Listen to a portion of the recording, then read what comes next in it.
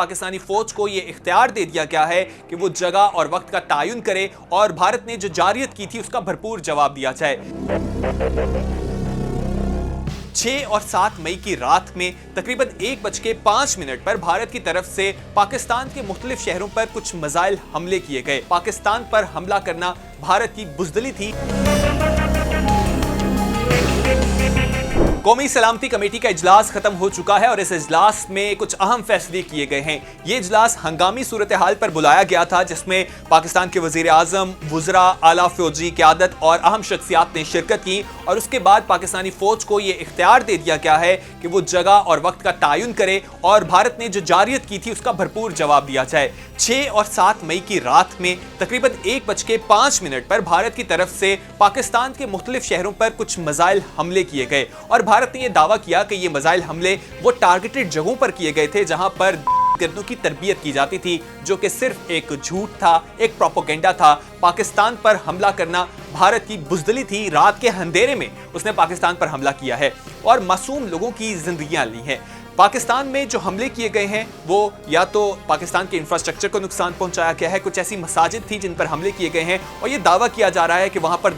موجود تھی یا ان کی تربیت کی جاتی تھی، جو کہ بالکل غلط ہے۔ پاکستان اپنی سرزمین کسی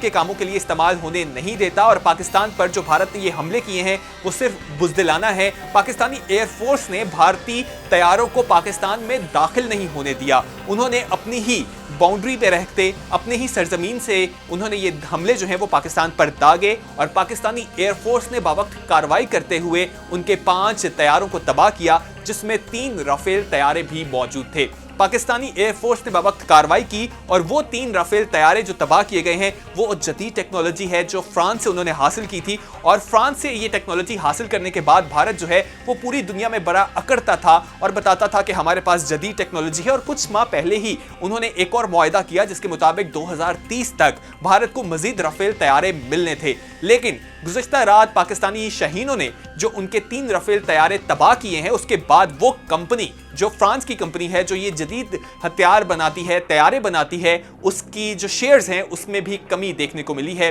جو کہ حیران کن بات ہے۔ جو اجلاس بلایا گیا ہے اس میں یہی کہا گیا ہے کہ اقوام متحدہ کا جو چارٹر ہے اس کے مطابق 51 جو شک ہے اس کے مطابق پاکستان کے پاس یہ حق موجود ہے کہ اگر پاکستان کی سلامتی کے خلاف، پاکستان کی سالمیت کے خلاف اگر کوئی چیز ہوتی ہے تو پاکستان کے پاس یہ حق موجود ہے کہ پاکستان اس کا بدلہ لے سکتا ہے۔ ہنگامی طور پر سلامتی کے اجلاس میں کچھ اہم فیصلے کیے گئے ہیں، اس میں یہی بتایا گیا ہے کہ پاکستانی فوج کو یہ اختیار دے دیا گیا ہے کہ وہ کسی بھی وقت بھارت کے کسی بھی جگہ پر کسی بھی وقت پر نشانہ جو ہے وہ اس کو بنایا جا سکتا ہے۔ اگر پاکستان میں دیکھیں تو بھارت یہ پروپیگنڈا کر رہا ہے کہ بھارت میں جو حملے ہوئے وہاں پر ان جگہوں پہ ٹارگٹ کیا گیا ہے جہاں پر ان کی ٹریننگ کی گئی ان دہشت گردوں کی، جو کہ بالکل غلط ہے۔ جو پہلگام واقعے کو دیکھ لیں یا اس سے پہلے ہم پرماما دیکھ لیں یا پٹھان کوٹ دیکھ لیں، وہ تمام ہمیں جو جتنے بھی وہ اٹیکس نظر آتے ہیں اس کے پیچھے ہمیں بھارت کی ہی اپنی ملی بھگت نظر آتی ہے۔ ڈرامہ رچایا جاتا ہے، ایک پورا ڈرامہ کریٹ کیا جاتا ہے اور الزام بازی شروع کر دی جاتی ہے پاکستان پر، اور اس بار بھی ایسا ہی ہوا۔ پاکستان پر الزام لگا دیا گیا اور اس کے بعد پاکستان کے خلاف ایک پروپیگنڈا شروع کر دیا گیا۔ پاکستان نے بھی باوقت کارروائی کی۔ آج سے چند روز پہلے بھی بھارتی طیارے جو ہیں وہ پاکستانی حدود کی طرف آ رہے تھے اور پاکستان کے پاس جدید ٹیکنالوجی موجود تھی۔ پاکستان نے اپنا جو ان کے طیارے تھے ان کو جام کر دیا، ان کا کنیکشن ختم کر دیا، جس کے بعد وہ طیارے واپس چلے گئے تھے۔ یہ دعویٰ جو ہے وہ منصور علی خان نے اپنے بلاگ میں کیا تھا اور انہوں نے بتایا تھا کہ بھارتی طیاروں کو کس طرح سے پاکستانی ایئر فورس نے بھگا دیا تھا، اور اب قومی سلامتی کے یہ جو اجلاس ہوا ہے اس میں یہ اہم فیصلے کر لیے گئے ہیں۔ اب بھارت کو بھرپور جواب دیا جائے گا اور اس اجلاس میں جو شہداء تھے ان کے لیے دعائے مغفرت بھی کی گئی، جو لوگ زخمی ہیں ان کے لیے دعا کی گئی کہ اللہ تعالیٰ ان کو جلد صحت یاب کرے، اور ان کے جو عزیز و اقارب ہیں ان کے ساتھ دلی ہمدردی جو ہے وہ شامل کی گئی۔ اور اس کے ساتھ ساتھ نیلم جہلم پروجیکٹ پر بھی جو حملہ کیا گیا اس کے متعلق بھی کہا جا رہا ہے کہ یہ جان بوجھ کر پاکستان کی پاور جو ہے اس کے اوپر اٹیک کرنے کی کوشش کی گئی اور اس کو کسی بھی صورت میں نظر انداز نہیں کیا جائے گا اور پاکستان بھارت کو بھرپور منہ توڑ جواب دے گا۔ پاکستان نے ابھی جو بھارت کے